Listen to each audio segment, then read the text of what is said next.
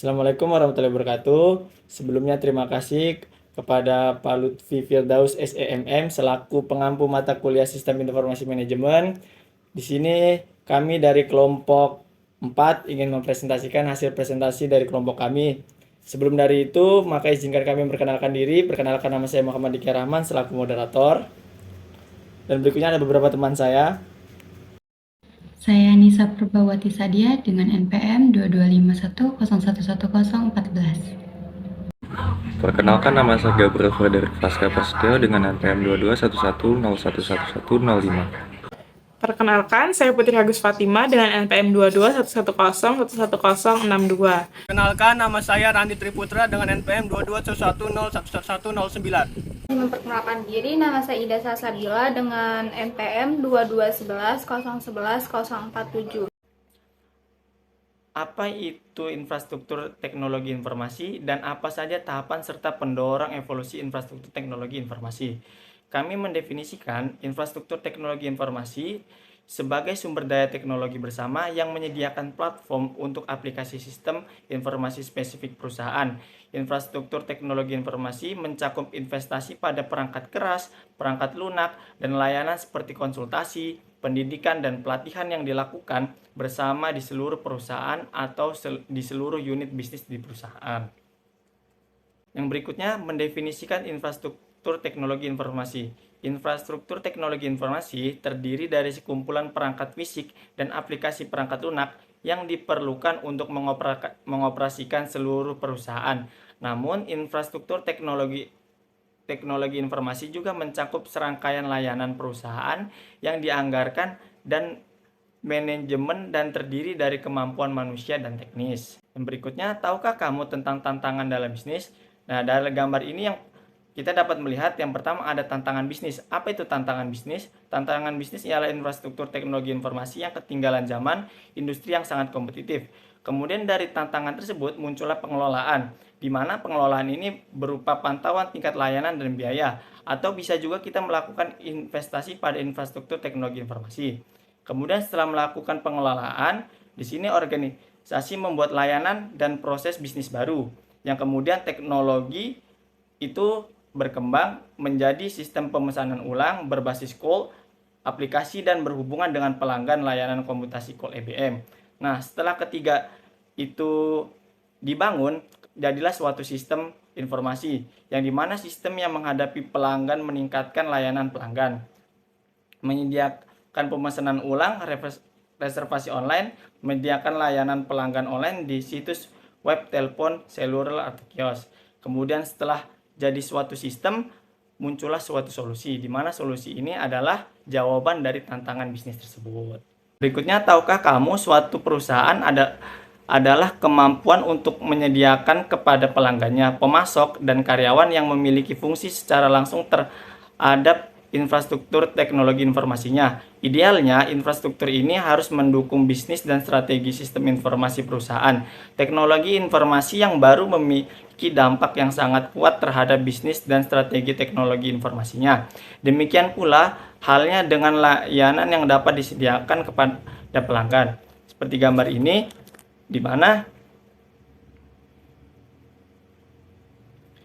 layanan perangkat lunak aplikasi termasuk layanan perangkat lunak online yang menyediakan ide kemampuan seluruh perusahaan seperti perencanaan sumber daya perusahaan, pelanggan manajemen, hubungan tomer, manajemen rantai pasokan, dan pengetahuan sistem manajemen yang digunakan bersama oleh semua unit bisnis pelayanan pengelolaan fasilitas fisik yang mengembangkan dan mengelola fisik instalasi call yang diperlukan untuk komputasi, telekomunikasi dan manusia, data layanan usia layanan manajemen teknologi informasi yang merencanakan dan menyediakan layanan manajemen proyek, layanan standar teknologi informasi yang menentukan teknologi informasi mana yang akan digunakan, kapan, dan bagaimana layanan pendidikan teknologi informasi yang memberikan pelatihan penggunaan sistem untuk memperkerjakan. Yang pertama ialah era mainframe. Pengenalan IBM 1401 dan 7090 pada tahun 1959 menandai awal penggunaan komputer mainframe. Komputer mainframe menjadi cukup kuat untuk mendukung ribuan terminal jarak jauh secara online yang terhubung ke mainframe terpusat menggunakan protokol komputasi dan jaringan data. Era ini merupakan periode di mana komputasi sangat terpusat di bawah kendali programmer dan sistem operator dengan sebagian besar elemen infrastruktur yang disediakan oleh satu penjual, produsen perangkat lunak, dan perangkat kelas. Pola ini mulai berubah dengan pengenalan mini komputer yang diproduksi oleh Digital Equipment Corporation atau DEC pada tahun 1965. Yang berikutnya ialah era komputer pribadi.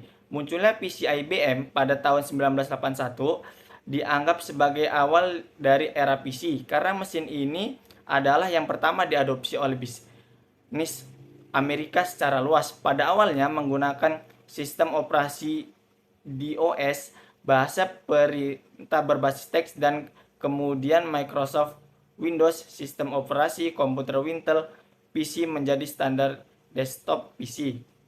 Berkembangnya PC pada tahun 1980-an dan awal 1990-an meluncurkan serangkaian perangkat produktivitas untuk PC, desktop, layan pengelola kata, spreadsheet, program presentasi elektronik, dan program manajemen data berukuran kecil yang sangat berharga bagi para pengguna perusahaan dan di rumah. PC tersebut merupakan sistem yang berdiri sendiri hingga perangkat lunak sistem operasi pada tahun 1990-an mampu membuatnya tersambung ke jaringan. Yang berikutnya ada era klien. Dalam komputasi klien atau server, desktop atau komputer laptop yang disebut klien jaringan, komputer server yang kuat yang menyediakan komputer klien dengan berbagai layanan dan kemampuan. Kerja pemrosesan komputer dibagi antara kedua jenis mesin. Klien adalah titik masuk pengguna, sedangkan server biasanya memproses dan menyimpan data saham. Era komputasi internet atau perusahaan. Pada awal 1990-an, perusahaan beralih ke standar jaringan dan perangkat lunak yang dapat mengintegrasikan jaringan yang berbeda dan aplikasi di seluruh perusahaan ke dalam infrastruktur perusahaan luas. Internet berkembang menjadi lingkungan komunikasi yang terpercaya setelah tahun 1995. Transmission Control Protocol atau Internet Protocol atau yang biasa disingkat TCP atau IP, jaringan yang mengikat jaringan yang berbeda secara bersama-sama. Yang berikutnya ada era awan atau mobile computing. Kekuatan bandwidth yang tumbuh di internet telah mendorong klien atau server memodelkan satu langkah lebih maju menuju apa yang disebut cloud computing model. Cloud computing mengacu pada model komputasi yang menyediakan akses ke dalam sumber daya komputasi yang terintegrasi dan boleh dibagi melalui seluruh jaringan yang biasanya disebut sebagai internet. Berikutnya adalah hukum Moore dan kekuatan pemrosesan. Hukum Moore terdiri atas 3 variasi yang menyatakan bahwa kekuatan mikroprosesor berlipat ganda setiap 18 bulan. Yang kedua, komputasi daya komputasi meningkat 2 kali lipat setiap 18 bulan. Dan yang ketiga, harga komputasi turun setengahnya setiap 18 bulan. Yang berikutnya ada teknologi pendorong evolusi infrastruktur. Perubahan infrastruktur teknologi informasi yang baru saja kami jelaskan merupakan akibat dari perkembangan dalam pemrosesan komputer, chip memori, perangkat penyimpanan, jaringan perangkat keras, dan perangkat lunak yang berfungsi, dan desain perangkat lunak yang memiliki kinerja eksponensial peningkatan daya komputasi sekaligus mengurangi biaya secara konvensional. Berikutnya akan dijelaskan oleh teman saya. Sudah dijelaskan teman saya tadi, terdapat gambar di mana gambar 5.4 ini merupakan suatu gambar yang menghubungkan antara jumlah transistor pada mikrospot terkecil yang telah meningkat secara eksponensial dengan daya penghentian pemrosesan telah meningkat hingga lebih dari 250.000 MIPS atau sekitar 2,6 miliar instruksi per detik.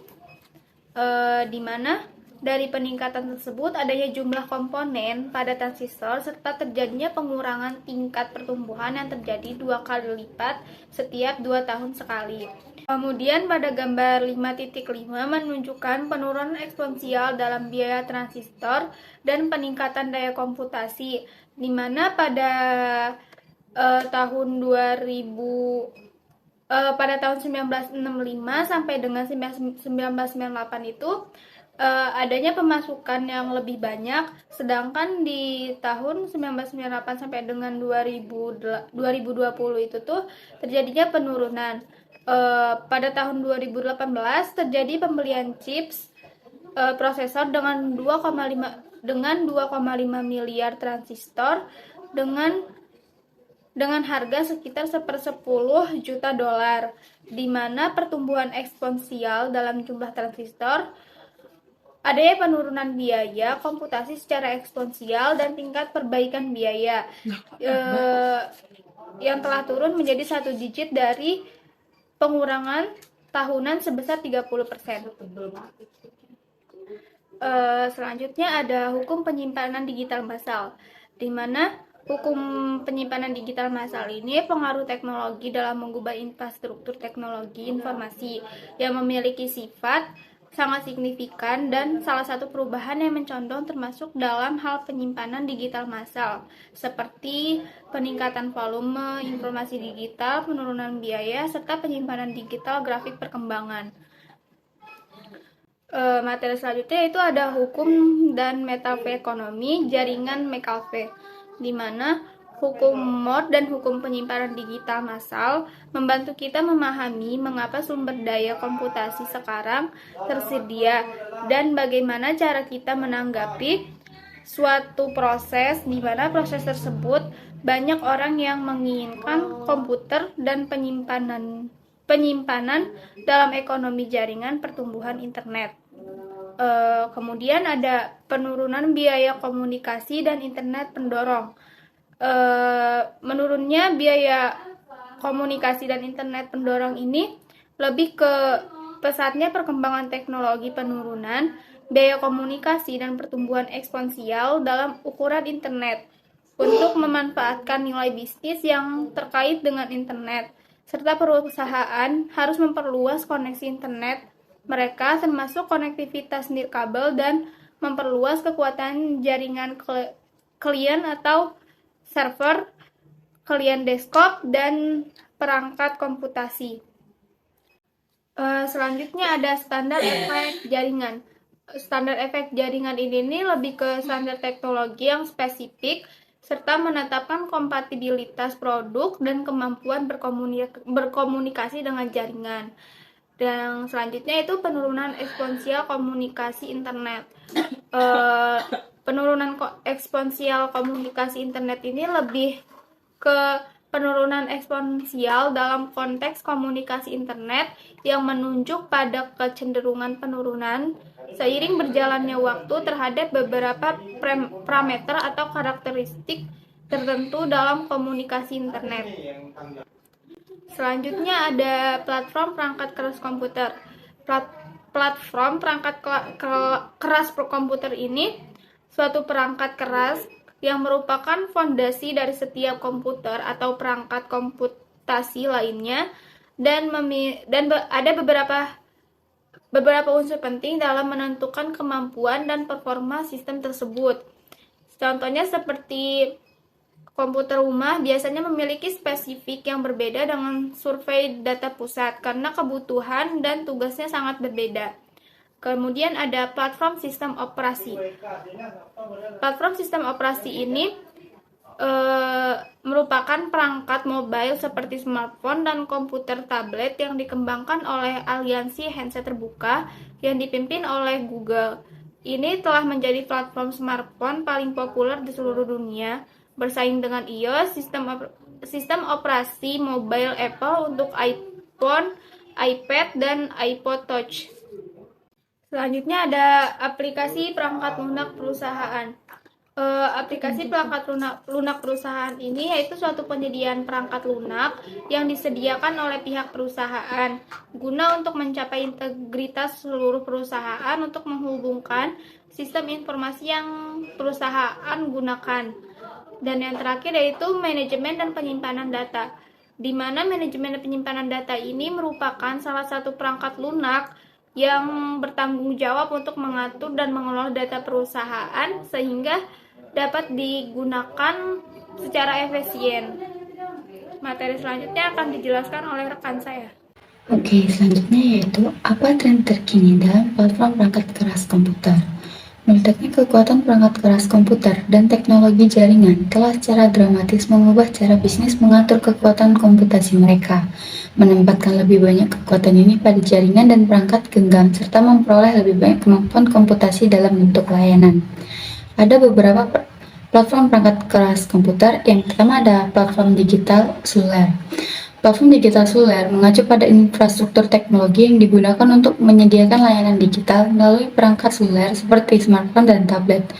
Platform digital seluler juga mencakup jaringan seluler dan teknologi yang memungkinkan perangkat seluler untuk terhubung ke internet dan berkomunikasi dengan layanan online lainnya. Selanjutnya ada konsumerisasi IT dan bring your own device. Konsumerisasi IT atau information technology adalah tren di mana pengguna individu membawa ke dalam lingkungan kerja mereka perangkat dan teknologi yang biasa mereka gunakan dalam kehidupan pribadi mereka.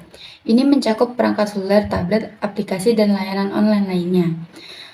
Bring your own device adalah strategi yang memungkinkan karyawan untuk membawa perangkat pribadi mereka ke lingkungan kerja mereka dan menggunakannya untuk tugas-tugas pekerjaan. Bring your own device dapat mengurangi biaya perangkat keras untuk perusahaan dan meningkatkan fleksibilitas karyawan, tetapi juga memerlukan manajemen yang baik untuk mengatasi masalah keamanan dan kepatuhan. Selanjutnya ada komputasi kuantum. Komputasi kuantum adalah paradigma komputasi yang menggunakan prinsip-prinsip mekanika kuantum untuk melakukan perhitungan. Keunikan utama dari komputasi kuantum adalah bahwa qubit dapat mengalami superposisi yang memungkinkan komputer kuantum untuk mengatasi masalah-masalah tertentu dengan lebih efisien daripada komputer klasik. Selanjutnya ada virtualisasi. Virtualisasi adalah teknologi yang memungkinkan pembuatan lingkungan virtual atau tiruan perangkat keras, perangkat lunak, atau sumber daya komputasi lainnya yang bertujuan untuk meningkatkan efisiensi, skalabilitas, dan manajemen sumber daya komputasi. Selanjutnya ada komputasi awan. Komputasi awan yang juga dikenal sebagai cloud computing adalah model pengiriman layanan komputasi melalui internet. Penggunaan utama komputasi awan adalah memberikan akses mudah dan skalabilitas ke sumber daya komputasi, sehingga organisasi atau individu dapat menghindari perlu memiliki dan mengelola infrastruktur IT fisik mereka sendiri. Selanjutnya ada komputasi tepi. Tujuan dari komputasi tepi adalah untuk mengurangi latensi, meningkatkan respon waktu, menghemat bandwidth jaringan, dan meningkatkan efisiensi dalam menangani data yang dihasilkan oleh perangkat Internet of Things dan aplikasi berbasis lokasi. Contoh penggunaan komputasi tepi termasuk perangkat seperti kamera keamanan, kendaraan otonom, dan sensor industri yang memerlukan respon waktu cepat dan memproses data real-time. Komputasi tepi juga relevan dalam aplikasi seperti permainan video online, di mana pemrosesan lokal diperlukan untuk menghindari lag atau jeda dalam permainan. Selanjutnya ada green computing. Tujuan utama dari green computing adalah mengurangi jejak lingkungan dari penggunaan teknologi komputer dan menjaga keberlanjutan lingkungan. Beberapa prinsip utama dalam green computing meliputi: yang pertama ada penghematan energi, ada daur ulang dan pemanfaatan, pengurangan limbah elektronik, dan perangkat komponen yang ramah lingkungan. Prosesor berkinerja tinggi dan hemat daya. Cara lain untuk mengurangi kebutuhan daya dan perluasan perangkat keras adalah dengan menggunakan prosesor yang lebih efisien dan menghemat daya. Mikroprosesor kontemporer sekarang menampilkan banyak inti prosesor pada satu chip. Prosesor multi-inti adalah sirkuit terpadu yang di dalamnya terdapat dua atau lebih inti prosesor untuk meningkatkan kinerja, mengurangi konsumsi daya, dan pemrosesan beberapa tugas secara stimulan yang lebih efisien. Linux dan perangkat lunak sumber terbuka. Perangkat lunak sumber terbuka adalah perangkat lunak yang diproduksi oleh komunitas yang terdiri dari beberapa ratus ribu pemrograman di seluruh dunia. Perangkat lunak sumber terbuka, gratis, dan dapat dimodifikasi oleh pengguna. Karya yang berasal dari kode aslinya juga harus gratis. Linux. Mungkin perangkat lunak open source yang paling terkenal adalah Linux, sebuah sistem operasi yang terkait dengan Unix. Linux diciptakan oleh programmer Finlandia Linus Torvalds dan pertama kali diposting di internet pada bulan Agustus tahun 1991. Aplikasi Linux tertanam di ponsel, ponsel pintar, puter tablet, dan elektronik konsumen. Perangkat lunak untuk web, yaitu Java, JavaScript, HTML, dan HTML5. Java adalah objek yang tidak bergantung pada sistem operasi dan tidak bergantung pada prosesor. Bahasa pemrograman berorientasi yang dibuat oleh Sun Microsystem yang telah menjadi lingkungan pemrograman interaktif populer untuk web. Platform Java juga telah bermigrasi ke ponsel, tablet, dan perangkat elektronik konsumen. Perangkat lunak Java dirancang untuk dijalankan di komputer atau perangkat komputasi apapun. Apapun mikroprosesor atau sistem operasi spesifik yang digunakan pada perangkat tersebut. HTML dan HTML5. Hypertext Markup Language adalah bahasa deskripsi halaman untuk menentukan bagaimana teks, grafik, video, dan suara ditempatkan pada halaman web, dan untuk membuka tautan dinamis ke halaman dan objek web lain. Dengan menggunakan link ini, pengguna hanya perlu menunjuk pada kata kunci atau gambar yang disorot, mengkliknya, dan segera dipindahkan ke dokumen lain. HTML awalnya dirancang untuk membuat dan menghubungkan dokumen statis yang sebagian besar terdiri dari teks. Namun saat ini, web jauh lebih sosial dan interaktif, dan banyak halaman web memiliki elemen multimedia, gambar, audio, dan video.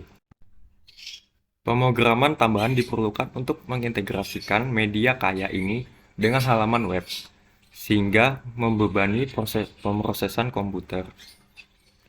Evolusi HTML berikutnya yang disebut HTML5 memecahkan masalah ini dengan memungkinkan penyematan gambar, audio, video, dan elemen lainnya langsung ke dalam dokumen tanpa add-on atau tambahan yang intensif pada prosesor. HTML5 mempermudah halaman web yang berfungsi di berbagai perangkat tampilan, termasuk perangkat seluler serta desktop, dan mendukung penyimpanan data offline untuk aplikasi yang berjalan melalui web. JavaScript adalah teknologi inti lainnya untuk membuat halaman web secara lebih interaktif. Sebagian besar situs web menggunakan JavaScript untuk perilaku halaman sisi klien, dan semua browser web utama memiliki mesin JavaScript bawaan untuk menjalankannya dengan sangat cepat. JavaScript berjalan sangat cepat dan mampu menginstruksikan komputer tentang cara berinteraksi dengan pengguna setelah menerima masukan pengguna. Alat pemrograman populer lainnya untuk aplikasi web termasuk Python dan Ruby on Rails. Python dikenal karena fleksibilitasnya dalam menjalankan skala aplikasi web dan kemampuannya untuk berjalan di berbagai sebagian besar platform dan kemudahan penggunaannya. Ruby on Rails menyediakan kerangka kerja dengan alat untuk membangun situs web yang kaya fitur.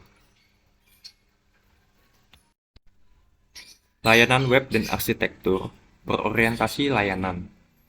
Layanan web mengacu pada sekumpulan komponen perangkat lunak yang digabungkan secara longgar yang bertukar informasi satu sama lain dengan menggunakan standar dan bahasa komunikasi web universal. Mereka dapat bertukar informasi antara dua sistem yang berbeda terlepas dari sistem operasi atau bahasa pemrograman yang menjadi dasar sistem tersebut. Mereka dapat digunakan untuk membangun aplikasi berbasis web standar terbuka yang menghubungkan sistem dari dua organisasi yang berbeda. Dan mereka juga dapat digunakan untuk membuat aplikasi yang menghubungkan sistem yang berbeda dalam satu perusahaan. Paket perangkat lunak dan perangkat lunak perusahaan. Kami telah menjelaskan paket perangkat lunak untuk aplikasi perusahaan sebagai salah satu jenis komponen perangkat lunak utama dalam infrastruktur TI kontemporer. Paket perangkat lunak adalah serangkaian program perangkat lunak yang telah ditulis sebelumnya dan tersedia secara komersial yang menghilangkan kebutuhan perusahaan untuk menulis program perangkat lunaknya sendiri untuk fungsi tertentu, seperti pemrosesan, penggajian, atau penanganan pesanan. Pengalih-dayaan perangkat lunak. Pengalih-dayaan perangkat lunak memungkinkan perusahaan untuk mengontrak pengembangan perangkat lunak khusus atau pemeliharaan program lama yang ada kepada perusahaan luar yang seringkali beroperasi di luar negeri di wilayah berupah rendah di dunia. Misalnya pada tahun 2013, IKEA mengumumkan kesepakatan outsourcing TI lepas pantai selama 6 tahun dengan perusahaan solusi infrastruktur Jerman, yaitu Windsor Nixdorf. Layanan dan alat perangkat lunak berbasis cloud. Di masa lalu, perangkat lunak seperti Microsoft Word atau Adobe Illustrator hadir dalam kemasan dan dirancang untuk beroperasi pada satu mesin. Saat ini, kemungkinan besar Anda akan mengunduh perangkat lunak dari situs web vendor atau menggunakan perangkat lunak tersebut sebagai layanan cloud yang dikirimkan melalui internet dan membayar biaya berlangganan. Perangkat lunak berbasis cloud dan data yang digunakan di hosting di server kuat di pusat data dan dapat diakses dengan koneksi internet dan browser web standar.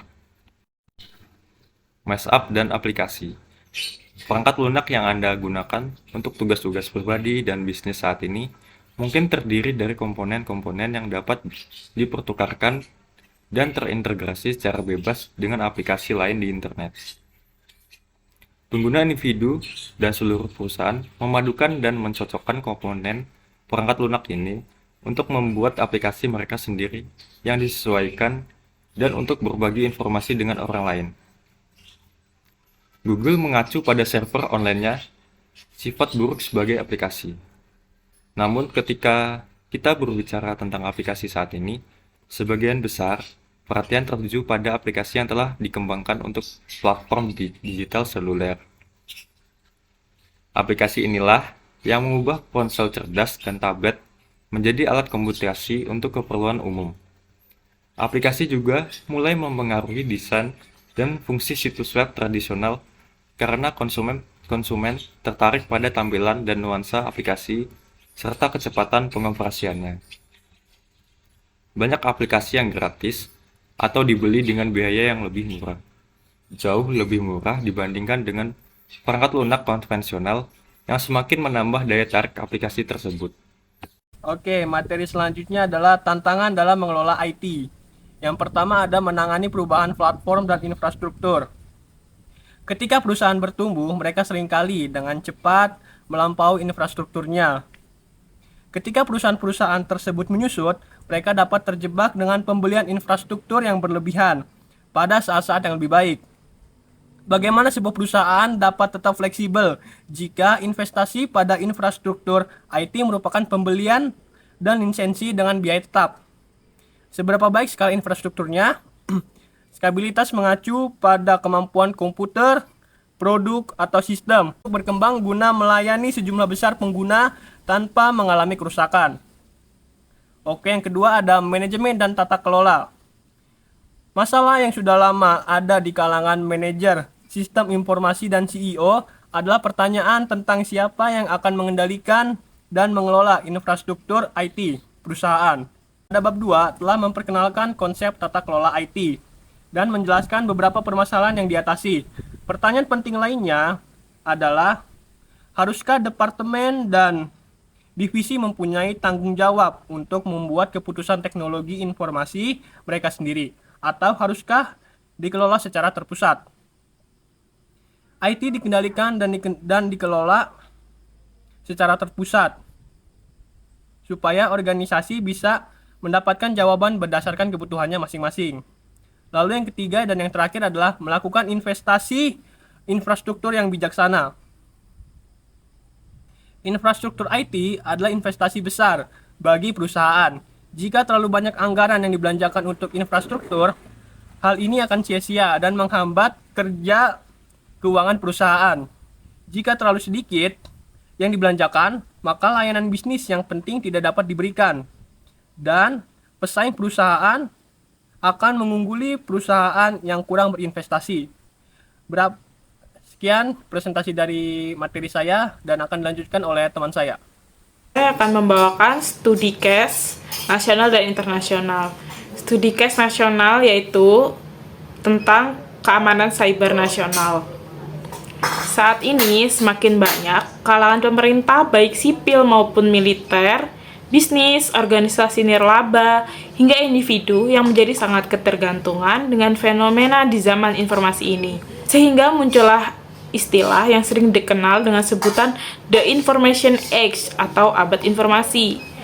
Namun, kenyamanan serta kemudahan yang ditawarkan di abad informasi tersebut sekaligus mengundang terjadinya tindakan kejahatan atau kriminalitas di dunia maya atau dunia cyber yang kita sebut dengan cyber crimes oleh para pelaku yang ingin mengambil kesempatan dan keuntungan dalam dunia maya tersebut. Sebagai contoh, misalnya serangan-serangan dan pencurian data terhadap berbagai situs, baik milik pemerintah maupun situs-situs komersial, dan perbankan yang tidak terkecuali. Kemungkinan serangan terhadap situs-situs milik institusi strategis di Indonesia, seperti situs-situs milik sejumlah lembaga strategis tertentu.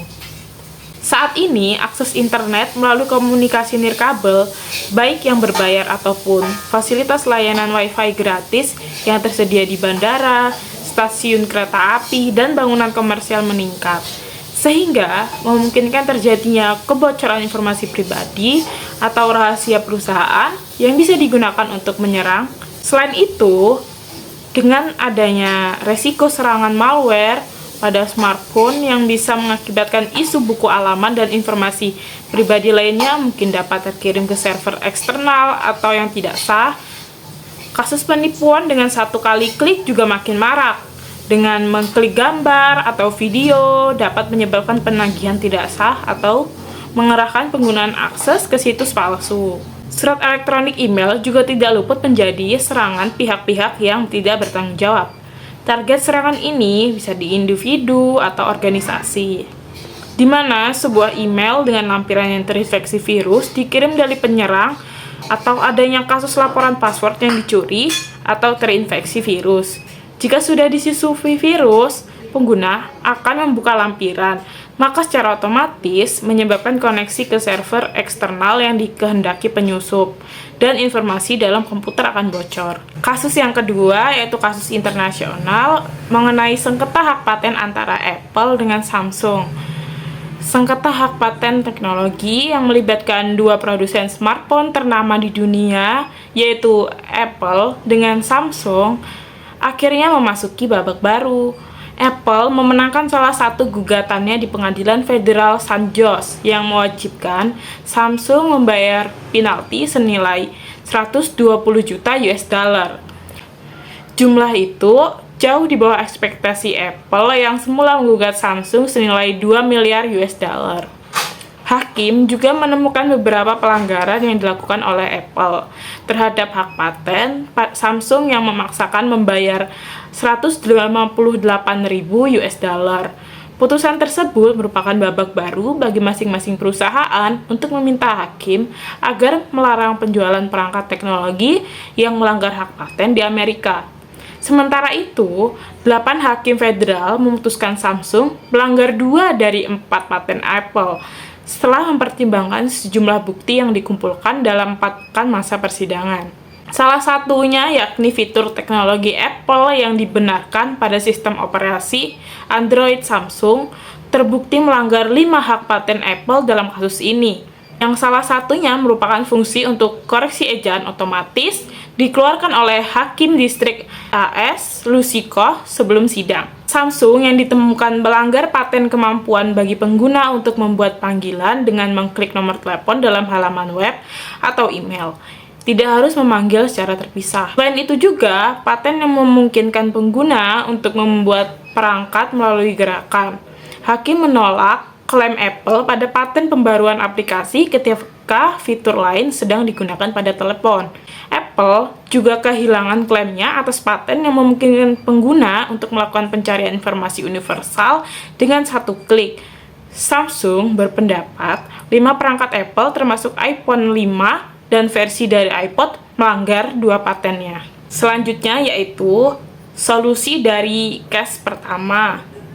Solusi untuk mengatasi masalah keamanan dalam dunia maya atau dunia cyber yang dihadapi saat ini mencakup beberapa langkah yang dapat diambil oleh individu, organisasi, dan pemerintah. Pertama yaitu edukasi mengenai ancaman cyber dan tindakan yang harus diambil untuk melindungi diri sendiri dan data penting. Yang kedua yaitu install dan perbarui perangkat lunak keamanan yang andal untuk melindungi perangkat dari ancaman cyber.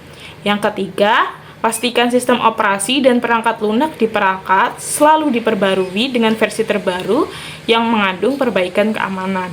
Yang keempat, yaitu gunakan kata sandi yang kuat dan berbeda untuk setiap akun online, serta aktifkan autentikasi 2 faktor jika memungkinkan. Yang kelima, yaitu selalu cadangkan data penting secara teratur sehingga dapat dipulihkan jika terjadi insiden keamanan. Yang terakhir, yaitu negara-negara dapat bekerja sama dalam pertukaran informasi dan upaya penekanan hukum lintas batas untuk mengatasi kejahatan cyber yang melibatkan pelaku dari berbagai negara.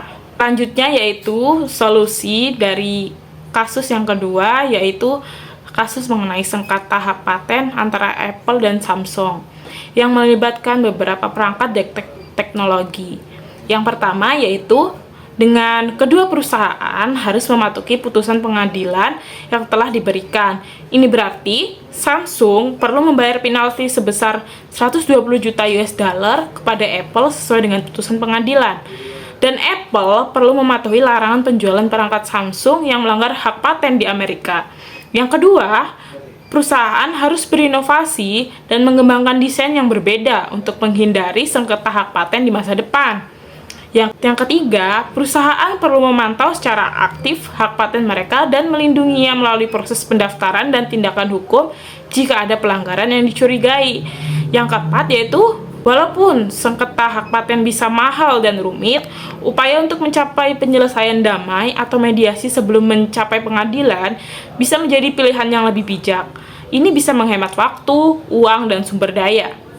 Yang terakhir yaitu dengan kedua perusahaan harus memperhatikan pasar global dan paten yang berlaku di berbagai negara untuk menghindari sengketa yang meluas ke tingkat internasional.